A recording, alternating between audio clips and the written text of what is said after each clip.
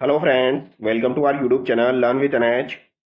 आज के इस वीडियो में दोस्तों हम जेल प्रहरी एग्जाम 2025 से संबंधित जो आपका टॉपिक दिया गया है आपदा प्रबंधन का, उसके कुछ एमसीक्यूज देखने वाले हैं। ठीक है, आपके आपदा प्रबंधन का जो टॉपिक दिया गया है उससे संबंधित कुछ इंपॉर्टेंट सवाल मैं आपके लिए लेके आया हूँ, जो कि आपके प्रीवियस ईयर एग्जाम में पूछे गए हैं। काफ़ी इंपॉर्टेंट सवाल है और जो भी सवाल मैं आपको करवाने वाला हूँ ये लगभग सभी सवाल आपके एग्जाम्स में पूछे जा चुके हैं, तो वेरी वेरी इंपॉर्टेंट है। तो जो भी विद्यार्थी जेल प्रहरी का पेपर देने वाले हैं वो इस वीडियो को देख के जरूर जाइए, यहाँ से आपको एग्जाम में सवाल जरूर देखने को मिलेगा। तो चलिए शुरू करते हैं दोस्तों। पहला सवाल आप देखिए। पहला सवाल है आपका, आपदा प्रबंधन अधिनियम भारत में किस वर्ष लागू किया गया? तो आपदा प्रबंधन अधिनियम जो था ये भारत में किस वर्ष लागू किया गया? 2001, 2003, 2005 या फिर आपका 2007? तो ये आपका 2005 में लागू किया गया था, ये बात आपको ध्यान रखनी है। ठीक है, भारत के बारे में पूछा जाए तो 2005 में ये लागू किया गया था। भारत सरकार ने 2005 में आपदा प्रबंधन अधिनियम लागू किया, जिसके तहत राष्ट्रीय आपदा प्रबंधन प्राधिकरण एनडीएमए की स्थापना हुई थी। तो ये बात आपको ध्यान रखनी है और इसकी पीडीएफ आपको टेलीग्राम चैनल पर मिल जाएगी, तो टेलीग्राम चैनल को आप ज्वाइन कर लीजिए। अब अगला सवाल देखिए, निम्न में से किसे पारिस्थितिकी आतंकवादी कहा जाता है? तो पारिस्थितिकी आतंकवादी किसे कहा जाता है? झूमिंग कृषि को, मृदा अपरदन को, रासायनिक उर्वरक को या यूकेलिप्टस को? तो बताइए दोस्तों इसका राइट आंसर क्या होगा? तो यहां पर इसका राइट आंसर आपका क्या हो जाएगा? यूकेलिप्टस हो जाएगा। ठीक है, जिसे सफेदा भी कहा जाता है। ऑप्शन डी यहां पर आपका करेक्ट हो जाएगा। अगला सवाल देखिए, राजस्थान में सर्वाधिक सामान्य प्राकृतिक आपदा कौन सी है? तो राजस्थान के अंतर्गत बात की जाए तो सामान्य प्राकृतिक आपदा राजस्थान के अंतर्गत कौन सी है? सिंपल सा सवाल है, इस सवाल का आंसर किसी का भी गलत नहीं होना चाहिए। भूकंप, बाढ़, सूखा, चक्रवात। तो सामान्य प्राकृतिक आपदा राजस्थान में कौन सी हो जाएगी? सूखा हो जाएगी, क्योंकि राजस्थान में सूखा बहुत ज्यादा होता है। तो ये बात आपको ध्यान रखनी है। राजस्थान एक अर्धशुष्क क्षेत्र है जहां वर्षा की मात्रा कम होती है। यहां अक्सर जल संकट रहता है, जिससे सूखा एक सामान्य आपदा है। तो ये बात आपको ध्यान रखनी है। ठीक है, अगला सवाल देखिए, जनवरी 2025 में मुख्यमंत्री भजनलाल शर्मा ने 20 जिलों को अभावग्रस्त घोषित किया। ये इंपॉर्टेंट सवाल है आपका, ये सवाल आपका एग्जाम में बन सकता है।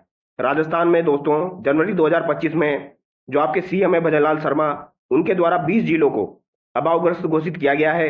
इसमें से सर्वाधिक तथा न्यूनतम अभावग्रस्त गांवों वाले जिलों का सही युग्म है।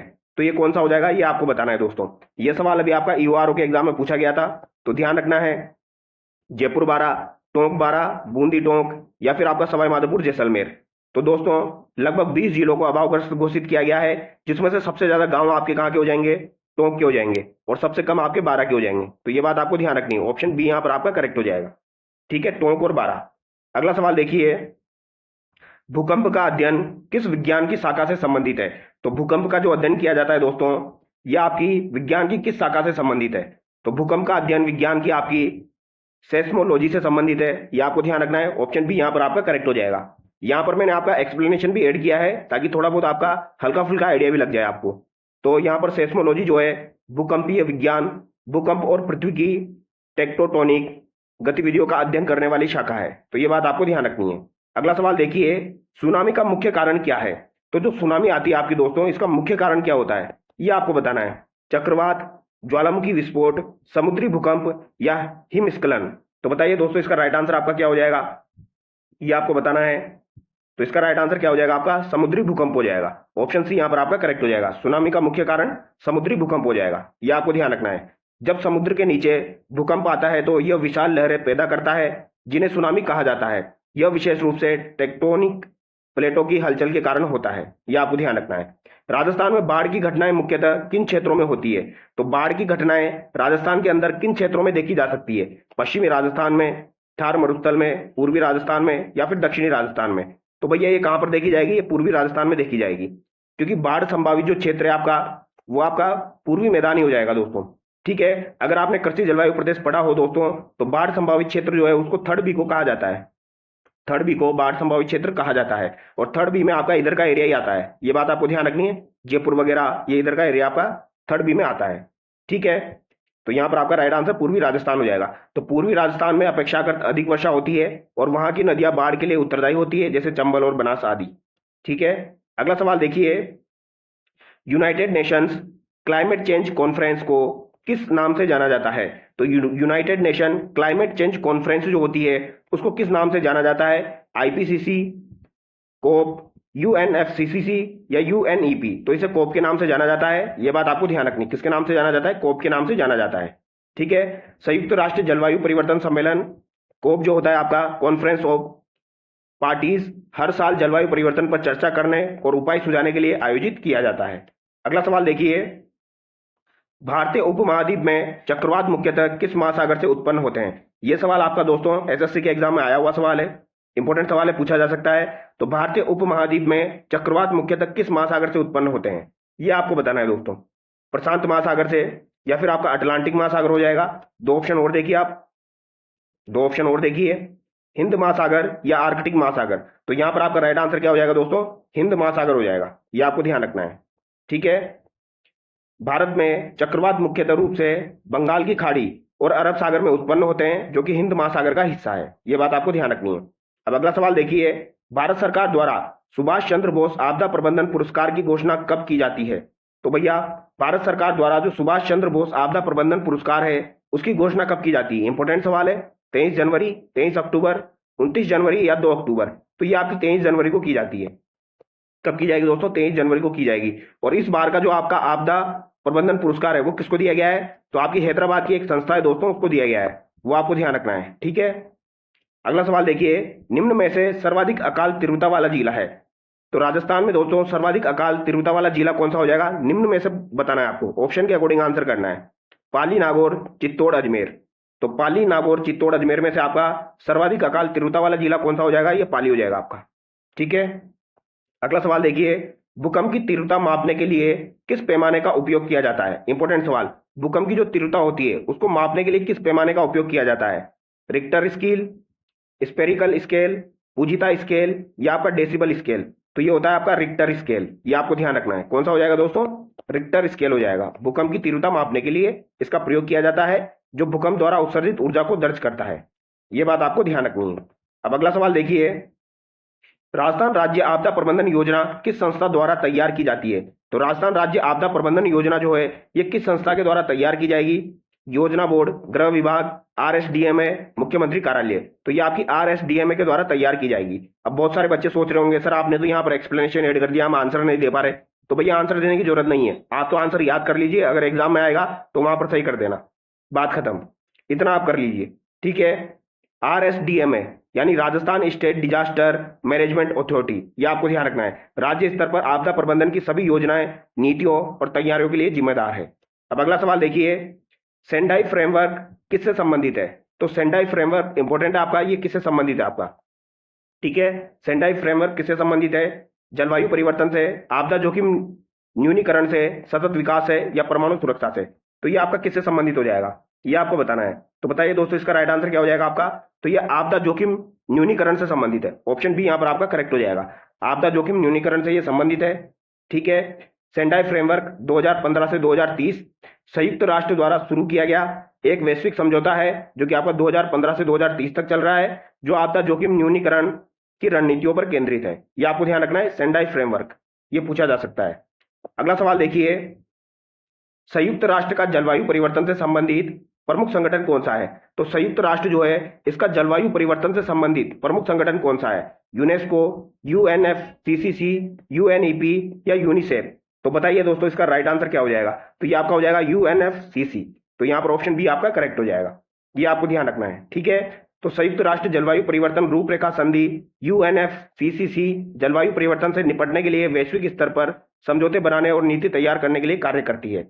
अगला सवाल देखिए, आपदा जोखिम न्यूनीकरण के लिए अंतर्राष्ट्रीय दिवस कब मनाया जाता है। तो आपदा जोखिम जो न्यूनीकरण के लिए अंतर्राष्ट्रीय दिवस मनाया जाता है, ये कब मनाया जाता है, 5 जून को, 13 अक्टूबर को, 22 अप्रैल को या फिर 11 दिसंबर को।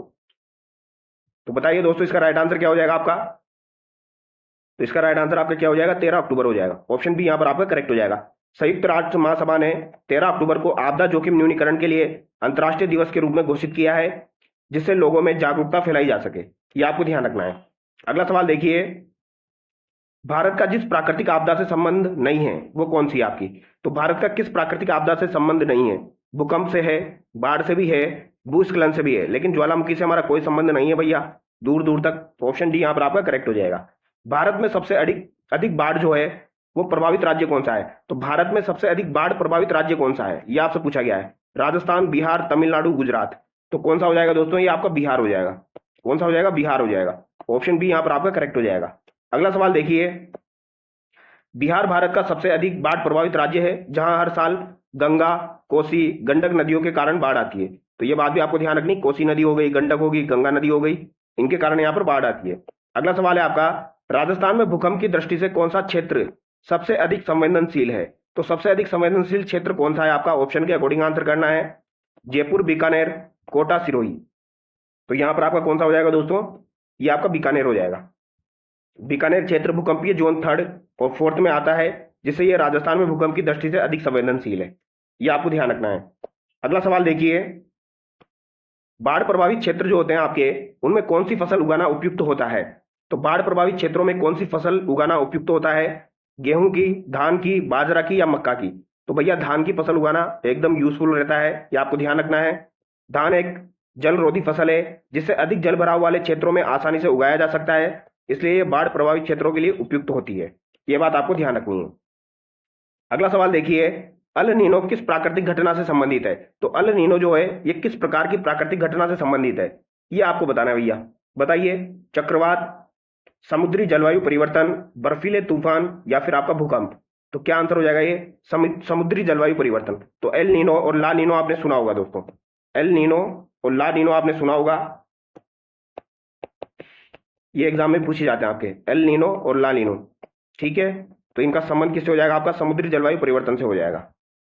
अगला सवाल देखिए, एल नीनो एक जलवायु घटना है जो प्रशांत महासागर में समुद्र के तापमान में असामान्य वृद्धि के कारण उत्पन्न होती है और वैश्विक मौसम पर प्रभाव डालती है। और ये प्रशांत महासागर में समुद्र के तापमान में असामान्य वृद्धि हो जाती है, तब ये उत्पन्न होती है। यानी एल नीनो आपकी गर्म जलधारा है, जबकि ला नीनो जो है वो आपकी ठंडी जलधारा है। राजस्थान के किस जिले में भूकंप की संभावनाएं सबसे कम होती है? तो भूकंप की संभावनाएं सबसे कम जो है जैसलमेर, उदयपुर, सीकर, चूरू। तो ये आपकी जैसलमेर में हो जाएगी, क्योंकि जैसलमेर भूकंपीय जोन 2nd में आता है, जो कि कम जोखिम वाला क्षेत्र माना गया जाता है और यहाँ भूकंप की संभावना बहुत कम होती है। ये बात आपको ध्यान रखनी है। अगला सवाल देखिए, राजस्थान में सबसे अधिक वर्षा जनित बाढ़ किस नदी के कारण होती है? तो सबसे अधिक वर्षा जनित बाढ़ जो होती है वो किस नदी के कारण होती है? लूनी, चंबल, काली सिंध, बनास। तो भैया सबसे अधिक जो बाढ़ है वो आपकी किस नदी के कारण होती है? चंबल नदी के कारण होती है। चंबल नदी पूर्वी राजस्थान की प्रमुख नदी है, जिसमें भारी वर्षा के दौरान जल स्तर बढ़ने से बाढ़ आती है। विशेषतः कोटा और धौलपुर जिलों में बाढ़ आती है। ये आपने देखा होगा, जब यहाँ पर कोटा बैराज के गेट खुल जाते हैं आपके, जब कोटा बैराज के गेट खुलते हैं और 9-10 गेट खुल जाते हैं दोस्तों, तब बाढ़ आना शुरू हो जाती है आपकी।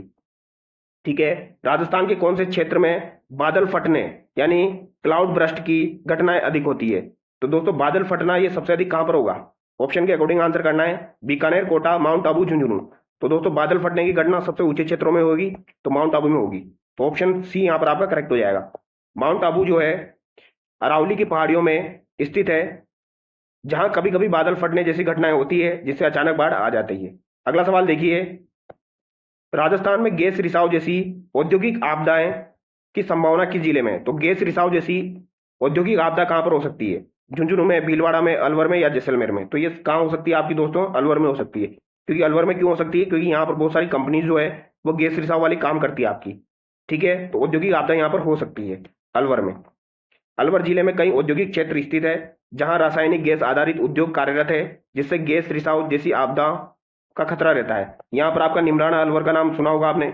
निमराना में काफी ज्यादा औद्योगिक क्षेत्र है। इसके अलावा आपका गिलोट जो है वहां पर भी, अलवर गिलोट भी अलवर में ही है आपका, तो वहां पर भी काफी सारे औद्योगिक क्षेत्र है, तो वहां पर संभावनाएं ज्यादा रहती है। अगला सवाल देखिए, भारतीय राष्ट्रीय आपदा प्रबंधन संस्थान NIDM कहाँ स्थित है? हैदराबाद, दिल्ली, मुंबई, भोपाल। तो भैया भारतीय राष्ट्रीय आपदा प्रबंधन संस्थान NIDM कहां पर स्थित है आपका? तो ये आपका दिल्ली में हो जाएगा। कहां पर हो जाएगा? दिल्ली में हो जाएगा। ये आपको ध्यान रखना है। ठीक है, दिल्ली में हो जाएगा और ये आपसे पूछा भी जा सकता है, तो ये सवाल आपको ध्यान रखना है। अगला सवाल देखिए, राष्ट्रीय आपदा प्रबंधन संस्थान नई दिल्ली में स्थित है, जो आपदा जोखिम न्यूनीकरण और आपके प्रशिक्षण कार्यक्रमों का संचालन करता है। सुपर साइक्लोन अम्फान किस वर्ष आया था? तो सुपर साइक्लोन अम्फान किस वर्ष आया था? 2018 में, 2019 में, 2020 में या 2021 में? तो ये आपका 2020 में आया था दोस्तों। ठीक है, सुपर साइक्लोन अम्फान जो है ये आपका 2020 में आया था और ये सवाल काफी बार एग्जाम में पूछा गया है, इसीलिए मैंने यहाँ पर रखा है। बंगाल की खाड़ी में उत्पन्न हुआ था, भारत और बांग्लादेश में भारी तबाही मच गई थी। ठीक है। सुपर साइक्लोन अम्फान जो आया था ये आपका 2020 में आया था, ये आपको ध्यान रखना है। ठीक है, अगला सवाल देखिए, भारतीय मौसम विभाग आईएमडी की स्थापना कब की गई थी? तो आईएमडी की स्थापना कब की गई? 1857, 75, 1901, 1947। तो भारतीय मौसम विभाग की स्थापना 1875 में की गई थी। ऑप्शन बी करेक्ट हो जाएगा आपका, जो भारत में मौसम की भविष्यवाणी और जलवायु परिवर्तन संबंधी अनुसंधान करता है। अगला सवाल देखिए, नेशनल ग्रीन ट्रिब्यूनल की स्थापना किस वर्ष हुई थी? तो नेशनल ग्रीन यानी एनजीटी ट्रिब्यूनल की स्थापना किस वर्ष हुई थी? 2008, 2010 या फिर आपका 2012 या 2015? तो ये 2010 में हुई थी दोस्तों, ये आपको ध्यान रखना है। ठीक है, भारत सरकार ने पर्यावरण संरक्षण के मामलों को तेजी से निपटाने के लिए 2010 में नेशनल ग्रीन ट्रिब्यूनल की स्थापना की गई थी। अगला सवाल देखिए, कोविड-19 महामारी के दौरान राजस्थान का कौन सा जिला सबसे अधिक पहले हॉटस्पॉट बना था? तो सबसे अधिक पहले हॉटस्पॉट बना था जयपुर, जोधपुर, भीलवाड़ा, कोटा। तो ये कौन सा बना था? आपको याद होगा बहुत अच्छे से, भीलवाड़ा बना था। ऑप्शन सी यहाँ पर आपका करेक्ट हो जाएगा।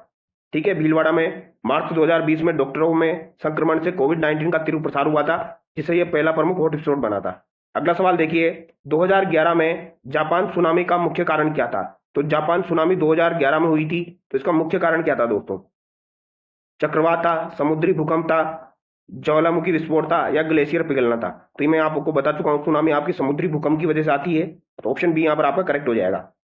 ठीक है, 2011 में जापान में 9.1 तीव्रता का समुद्री भूकंप आया था, जिसने भीषण सुनामी उत्पन्न की और फुकुशिमा परमाणु संयंत्र को गंभीर क्षति पहुंचाई। अब एक अंतिम सवाल आप सब लोगों के लिए दोस्तों, इस सवाल का आंसर आप कमेंट करके बताएंगे, राजस्थान में आपदा प्रबंधन प्रशिक्षण संस्थान कहाँ स्थित है? तो ये सवाल आप लोगों के लिए है, इसको आप क्या करेंगे, कमेंट करके बताएंगे। तो जो भी विद्यार्थी अभी वीडियो देख रहे हैं वो कमेंट करके बताएंगे जयपुर, उदयपुर, अजमेर, जोधपुर। तो आपदा प्रबंधन प्रशिक्षण संस्थान राजस्थान का कहां पर स्थित है, ये आप कमेंट करके बताएंगे। और अगर आपको वीडियो अच्छा लगा है तो वीडियो को लाइक करें, चैनल को सब्सक्राइब करें। आपदा प्रबंधन से आपके लगभग 2 से 3 सवाल पूछे जाएंगे दोस्तों, और ये 2 से 3 सवाल जो पूछे जाएंगे वो नॉर्मल बेसिक से सवाल ही आपके पूछे जाएंगे। तो चलिए दोस्तों, नेक्स्ट वीडियो में मिलते हैं। Thank you so much.